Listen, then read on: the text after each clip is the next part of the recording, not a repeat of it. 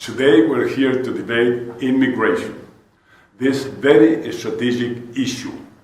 We both nations are land of migrants. We have grown and been successful throughout this great resource of immigrant population coming to share the sweat, the hard work, the effort and sacrifice to share the fruits of prosperity and pursuit of happiness. By listening to Mr. Trump again today, I really want to thank him. I want to thank him for his statements made in June of last year, when he started the race for the presidency of the United States. Do you remember what you said? When Mexico sends its people, they're not sending their best. They're not sending you. They're not sending you. They're sending people that have lots of problems, and they're bringing those problems with us. They're bringing drugs, they're bringing crime, they're rapists, and some, I assume, are good people. As a Mexican, these comments are disgraceful and highly offensive.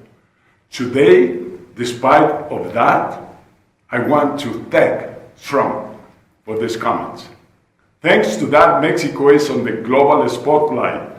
U.S. citizens are more aware than ever of the solid contributions and loyalty of Mexican migrants. Thanks to you, Mr. Trump, and your racist and ignorant statements, I can tell the world with a special pride, I am Mexican. You also said then. And then they say, you can't build a wall. It's too big, it doesn't work. Well, 3,000 years ago, right? The Great Wall of China was built. We'd like to have that wall. That wall, nobody gets through. That I can tell you. I want it to be so beautiful, because maybe someday they're going to call it the Trump Wall, maybe. You have called us to be a problem, and have stated that you will raise a wall between Mexico and United States. Good for you, bad for American taxpayers. You have already accomplished what you want, a huge wall that doesn't allow you to see the greatness of our country and our people. Let's take the example of Hollywood. A Mexican has been the only one awarded an Oscar 3 times in a row, and 2 Mexican directors have taken the Academy Award. Several actors and actresses' talent have risen the name of Mexico to the big screens on the world. I can talk about science and technology. For example, Héctor Garcia Molina, the Mexican advisor towards the creation of Google and Cisco.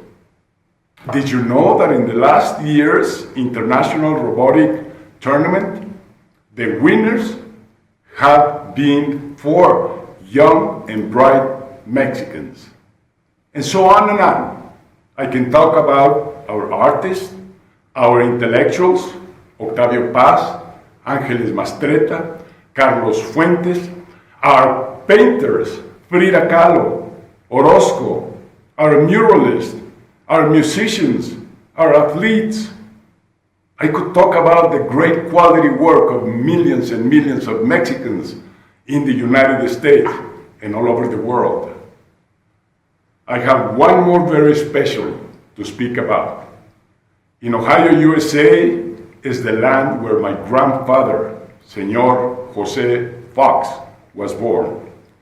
One day he decided to emigrate to Mexico, looking after his American dream, which he found in Guanajuato, Mexico, where he settled, married a Mexican lady, and created a family that is still there 5 generations after. He died proudly a Mexican, fond of his great nation and its people. We learned from him hard work, loving each other, loving Mexico, and the great nation of the United States. But you will see none of that, because your wall is one much larger and inaccessible than any concrete wall. It is a mental wall that doesn't allow you to see beyond the activities of our countries. You do not see us as friends, as neighbors, and as partners. Today you are saying that Mexicans are criminals and rapists. What will you say about the rest of the world tomorrow? If we start building walls in front of everything that is unknown to us, we're forced to live under the veil of ignorance and without the human experience of sharing. That's why I ask every Mexican, every American citizen, and the rest of the world to stand together against intolerance and racism. Let us build bridges and not walls.